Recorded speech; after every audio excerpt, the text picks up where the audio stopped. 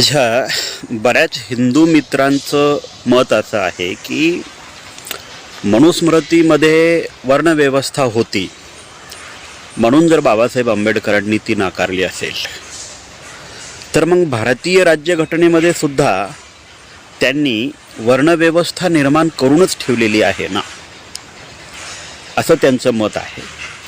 तर आता भारतीय राज्यघटनेतली वर्णव्यवस्था कशी आणि मनुस्मृतीतली वर्णव्यवस्था कशी यावर चर्चा होणं फार गरजेचं आहे.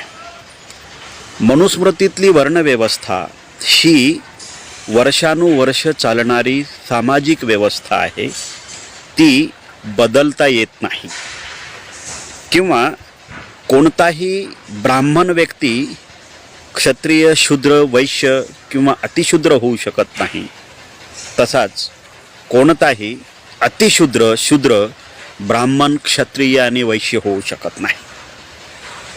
त्यामुळं ही जी सामाजिक विषमता आहे हिचं रूपांतर जसं जातीमध्ये झालं, ह्या जातीचा व्यक्ती त्या जातीत जाऊ शकत नाही, त्या जातीचा व्यक्ती दुसऱ्या जातीत जाऊ शकत नाही, अशा पद्धतीनं मनुस्मृती ही बंद वर्णव्यवस्था म्हणजे दरवाजे बंद केलेली वर्णव्यवस्था आहे, दरवाजे बंद केलेली जात व्यवस्था आहे.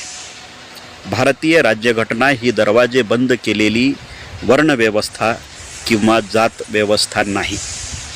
भारतीय राज्यघटनेमध्ये जिला तुम्ही वर्णव्यवस्था म्हणता, मुळात ती वर्णव्यवस्था नाही तर ती संधीची समानता देणारी वर्गवारी आहे. ती उद्या संपुष्टात सुद्धा येऊ शकते. भारतीय राज्यघटनेचा मूळ गाभा जो आहे समता, स्वातंत्र्य, न्याय आणि बंधुता, हे प्रस्थापित झाल्याच्या नंतर इथं जे SC, ST, OBC, VJNT याला जे तुम्ही वर्णव्यवस्था म्हणता, ही वर्णव्यवस्था भारतीय संविधानाच्या माध्यमातून आपल्याला निखालस म्हणजे खारीज करता येते, संपवून टाकता येते. पण मनुस्मृतीतली वर्णव्यवस्था संपवून टाकता येत नाही. म्हणून डॉक्टर बाबासाहेब आंबेडकरांनी मनुस्मृतीतली वर्णव्यवस्था स्वीकारली नाही तर तिला नाकारून मनुस्मृतीलाच दहन केलं. तर भारताच्या राज्यघटनेमध्ये जी वर्णव्यवस्था दिलेली आहे, मुळात बाबासाहेब आंबेडकर सुद्धा आरक्षणाच्या विरोधातच होते. आरक्षण हे मिळावं ही आमची आणि बाबासाहेबांची सुद्धा त्या काळची मजबुरीच होती आणि आताही आमची मजबुरीच आहे. बाबासाहेब आंबेडकरांनी लिहिलेलं स्टेट अँड मायनॉरिटी हा ग्रंथ जर प्रत्येकाने वाचला तर या देशातल्या कुठल्याच व्यक्तीला आरक्षण नको आहे हे बाबासाहेब त्या ग्रंथातून स्पष्ट सांगतात.